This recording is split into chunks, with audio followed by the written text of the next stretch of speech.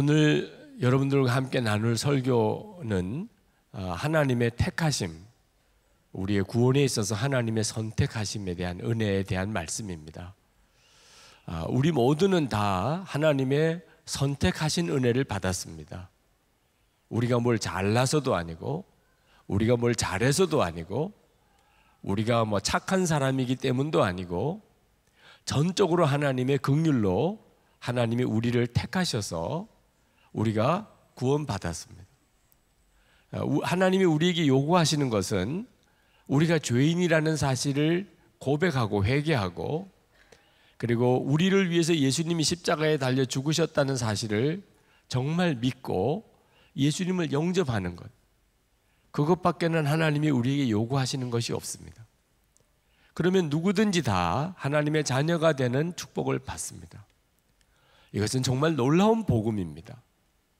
이 복음이 전 세계에 전해지고, 이제는 정말 몇 안 되는 족속 외에는 이 복음이 모든 족속에게 다 전해진 때에 우리가 있습니다.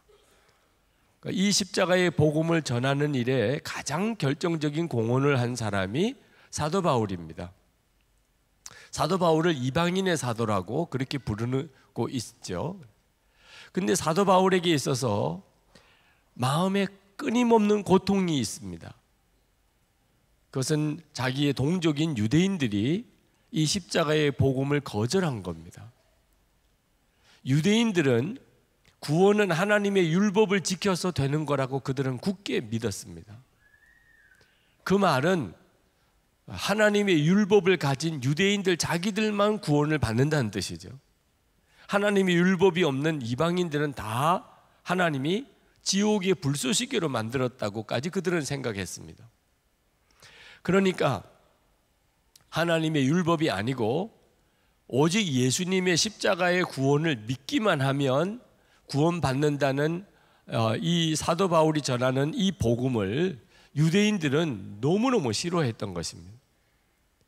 그래서 유대인들이 사도 바울이 전하는 복음을 거절하고 사도 바울을 말할 수 없이 핍박을 했습니다. 사도 바울에게 있어서의 마음의 고민은, 유대인들은 하나님이 택한 백성입니다. 그런데 어떻게 하나님이 택하심이 이렇게 취소될 수 있나? 하나님이 택한 백성이 어떻게 하나님의 복음을 거절할 수 있냐 하는 것. 유대인들은 하나님의 영광을 보았습니다. 그들은 하나님의 자녀라고 하는 그런 직분을 받았습니다.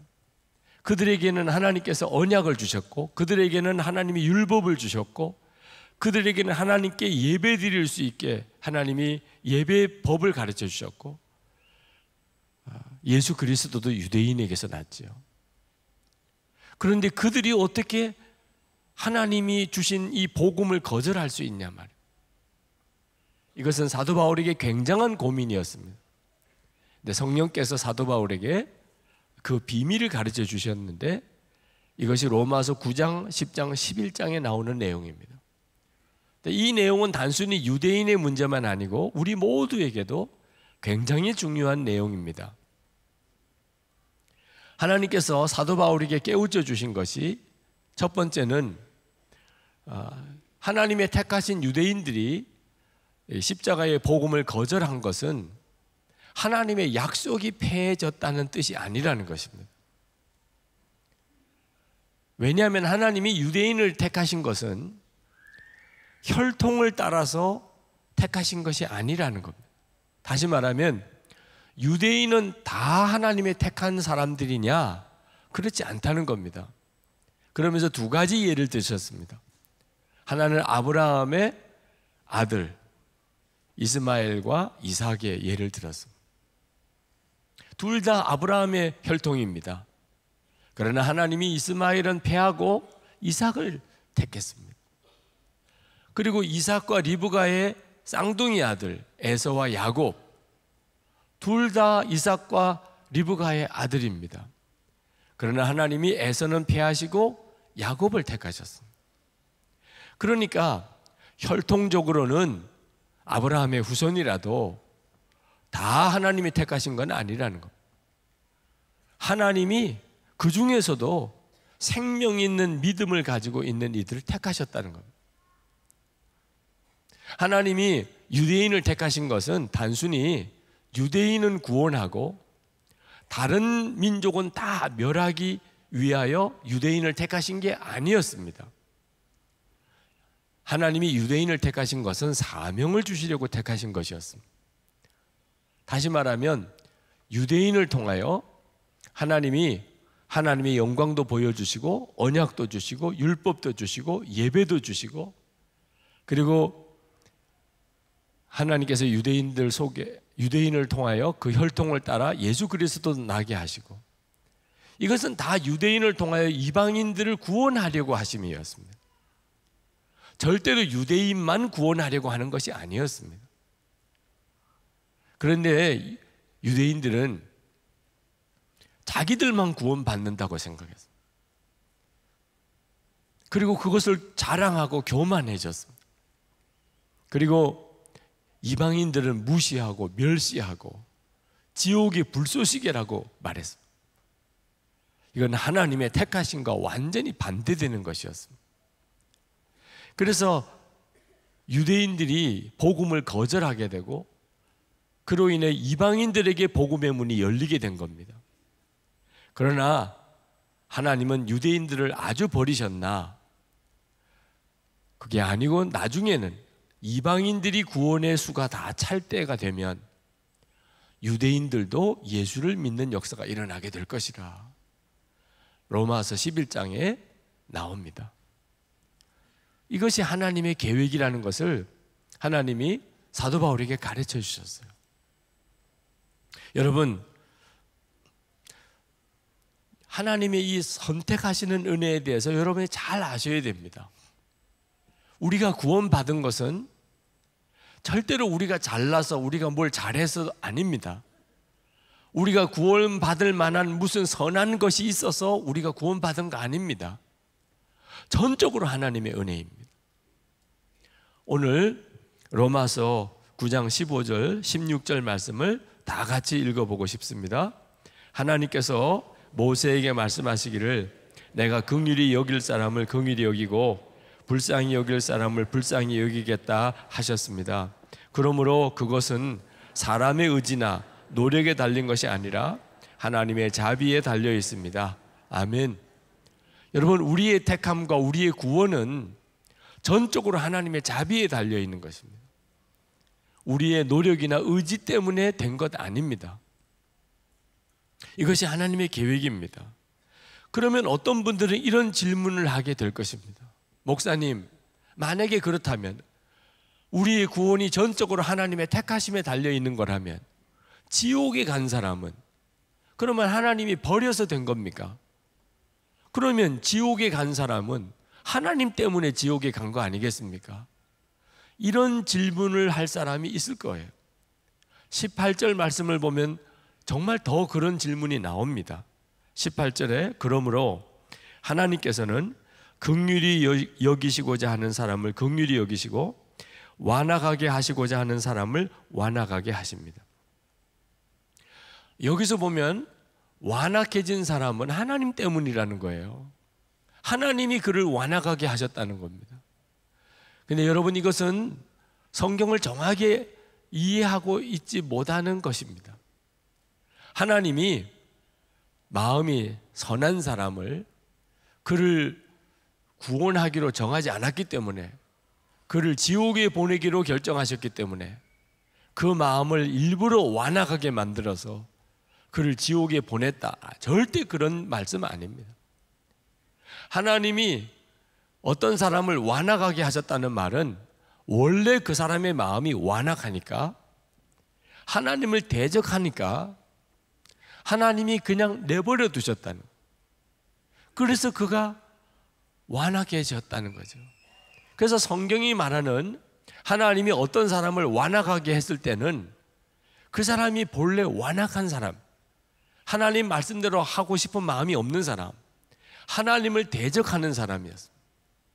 애굽의 바로 왕이 전형적인 그런 사람이죠. 그때 하나님이 그 사람을, 하나님을 대적하니까, 하나님의 말씀을 들으려고 하지 않으니까 내버려 두시게 됩니다. 그래서 그 사람이 완악해지게 되는 거죠. 로마서 9장 29절에 보면 이런 말씀을 하셨어요. 그것은 또한 이사야가 미리 말한 바 만군의 주님께서 우리에게 씨를 남겨주지 않으셨더라면 우리는 소돔과 같이 되고 고모라와 같이 되었을 것이다 한 것과 같습니다. 여러분, 지금 우리 세상은 여전히 하나님이 악한 자에게도 은혜를 주고 계십니다. 그래서 이렇게 살만한 거예요, 어느 정도. 그러나 사람이 하나님의 말씀을 계속 대적하면 그러면 결국은 하나님의 은혜를 거두십니다. 이건 무서운 세상이 오는 거예요. 그러므로 여러분, 나라와 민족과 열방을 위한 기도를 반드시 해야 합니다. 우리가 새벽기도 때마다 나라와 민족과 열방을 위한 기도를 먼저 하고 있습니다. 꼭 여러분 함께 오셔서 나라와 열방을 위한 기도를 해야 합니다. 하나님의 은혜를 거두지 말아달라. 여러분, 하나님은 어떤 사람도 멸망받기로 결정하신 분이 아닙니다. 신학적으로 이 문제에 대해서 논쟁이 있습니다만 저는 분명히 하나님은 어떤 사람도 멸망받기로 결정하신, 예정하신 하나님이 아니라고 믿습니다. 하나님은 누구든지 다 구원받기를 원하십니다. 성경에 나와 있어요. 요한복음 7장 37절을 봅시다. 명절 끝날 곧 큰 날에 예수께서 서서 외쳐 이르시되 누구든지 목마르거든 내게로 와서 마시라. 누구든지라고 그랬습니다. 예수님은 어떤 한 사람도 예외시키지 않았어요. 누구든지 구원받으라는 거예요. 사도행전 2장 21절에 누구든지 주의 이름을 부르는 자는 구원을 받으리라 하였느니라. 하나님은 누구든지 다 구원받기를 원하십니다. 여러분, 성구사전에 누구든지라고 하는 항목을 한번 찾아보거나 인터넷 검색에서 성구 검색에 누구든지를 한번 찾아보십시오. 얼마나 많은 구절이 나오는지 깜짝 놀라실 겁니다. 정말 원하는 사람은, 구원받기를 원하는 사람은 다 은혜를 주십니다. 그런데도 멸망하는 사람이 있습니다. 그런데도 지옥 가는 사람이 있습니다. 그들은 하나님의 이 구원을 거절한 겁니다. 그래서 자기의 죄로 인하여 그들은 지옥에 가는 것입니다. 팀 켈러 목사님, 그분이 로마서 강해에서 케네디 제임스 목사님의 글 하나를 인용을 하면서 이 내용에 대해서 이렇게 설명을 했습니다. 어떤 사람에게 친구 5이 있는데 어느 날 이 친구 5이 은행 강도를 모의하고 있다는 것을 알았습니다. 그래서 그 친구를 찾아갔습니다. 한 자리에 모여서 은행 강도를 하려고 지금 의논하고 있는 중에 있었습니다. 제발 그렇게 하지 마라고. 그건 너희들이 다 죽는 일이라고. 그렇게 막았는데도 불구하고 이 5명의 친구들은 은행 강도 짓을 하려고 뛰쳐나갔습니다. 이 사람이 그 나가는 5명 중에 급하게 그냥 한 사람을 붙잡았습니다. 그리고 그 사람과 함께 뒹굴었습니다. 서로 치고받고 하면서도 절대로 그 사람을 놓지 않았습니다.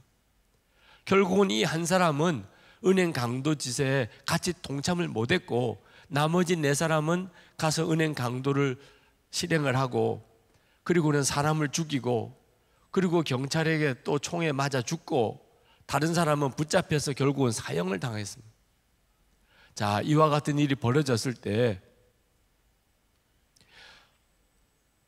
은행 강도 짓을 모의했었지만 은행 강도를 실제로 하지 못했던 이 사람은 자기가 뭐 선해서 구원받은 거 아닙니다. 그는 여전히 멸망을 당할 그 사람입니다. 죽어 마땅한 사람입니다. 그러나 전적으로 택함을 받은 거예요. 4사람은 자기들의 죄로 인해 죽은 겁니다. 그러므로 여러분, 우리가 지옥에 간다면 그건 전적으로 우리 죄 때문입니다. 우리가 만약에 천국에 간다면 그건 전적으로 예수님의 은혜 때문입니다. 이것이 바로 하나님의 택하심의 은혜인 것입니다. 여러분들에게는 그러면 질문이 생길 겁니다. 나는 택함 받은 사람일까? 나는 그렇게 구원받기로 택함을 받았을까? 그런 질문이 여러분에게 있으실 거예요. 당연히 그런 질문을 하시게 될 겁니다. 그런 분에게 저는 두 가지 확인해 보라고 권해드리고 싶습니다. 여러분이 정말 택함 받은 사람인지. 하나는 예수님을 진짜 영접했느냐 하는 겁니다. 예수님을 영접하셨습니까? 요한복음 1장 12절 13절 말씀입니다. 영접하는 자, 곧 그 이름을 믿는 자들에게는 하나님의 자녀가 되는 권세를 주셨으니 이는 혈통으로나 육정으로나 사람의 뜻으로 나지 아니하고 오직 하나님께로부터 난 자들이니라. 여러분이 예수님을 정말 여러분의 주님으로 구주로 영접했다면 여러분은 택함 받은 사람, 여러분은 은혜 받은 사람. 이건 정말 놀라운 은혜입니다. 또 하나 확인해 보시기 바랍니다. 하나님을 사랑하느냐 하는 것입니다. 하나님을 그냥 믿는 것도 아니고 사랑하느냐. 로마서 8장 28절에 우리가 알거니와 하나님을 사랑하는 자 곧 그의 뜻대로 부르심을 입은 자들에게는 모든 것이 합력하여 선을 이루느니라. 하나님을 사랑하는 마음은 아무에게나 있지 않습니다. 하나님이 택하여 은혜를 주신 사람의 마음에만 하나님을 사랑하는 마음이 있습니다.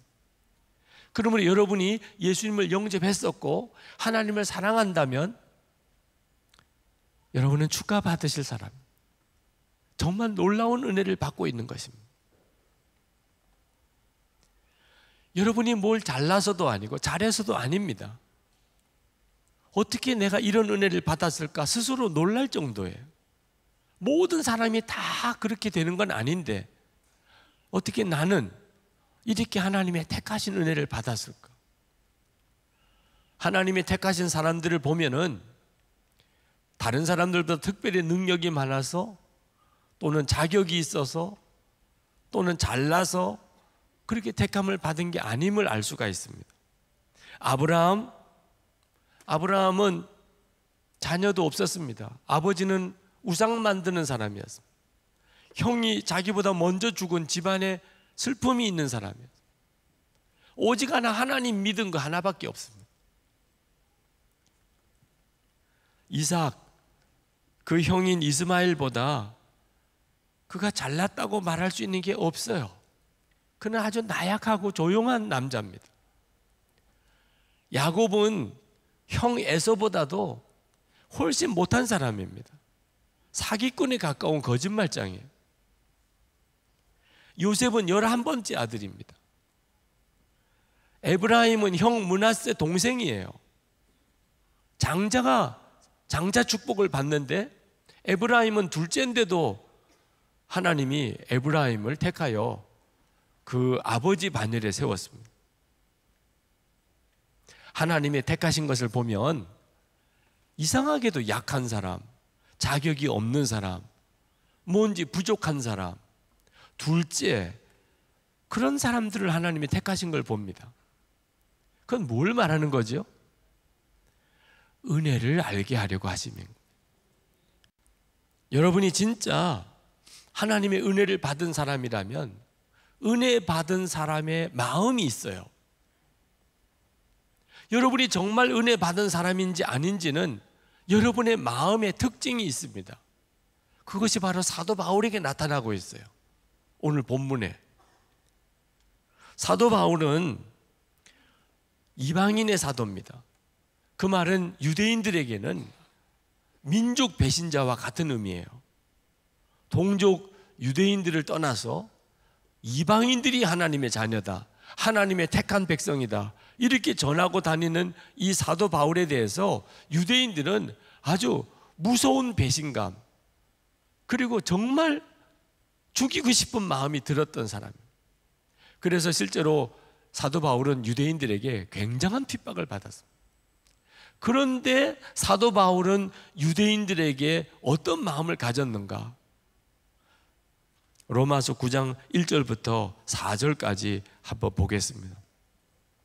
나는 그리스도 안에서 참말을 하고 거짓말을 하지 않습니다.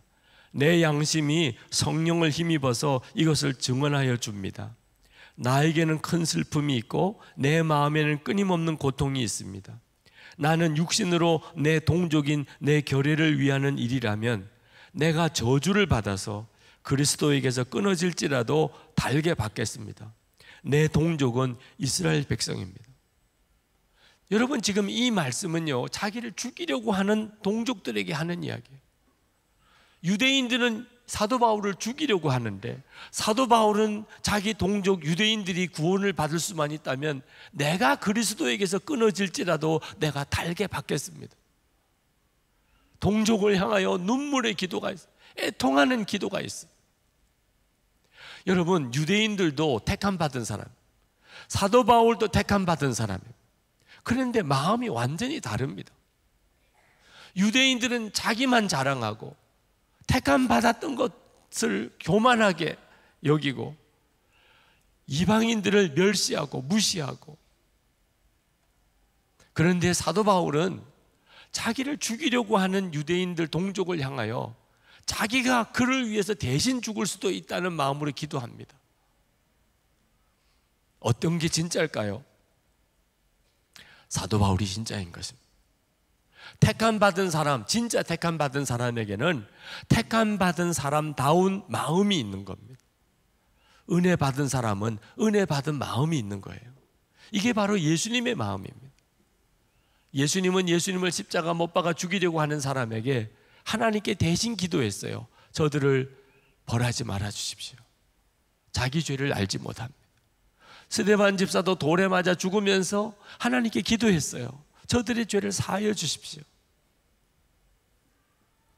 여러분, 은혜 받은 사람, 하나님이 정말 구원하기를 택함 받은 사람에게 마음에는 자기를 핍박하는 사람에게조차 사랑하고 그를 위해 기도하고 그를 위해 눈물 흘리는 마음이 있습니다. 이걸 보고 이 사람이 진짜 은혜 받은 사람이구나, 택함 받은 사람이구나 하는 것을 알 수가 있어요. 모세가 이스라엘 백성을 데리고 출애굽했을 때 이스라엘 백성들이 모세가 시내산에 올라가서 하나님의 계명을 받아오는 동안에 금송아지를 만들었잖아요.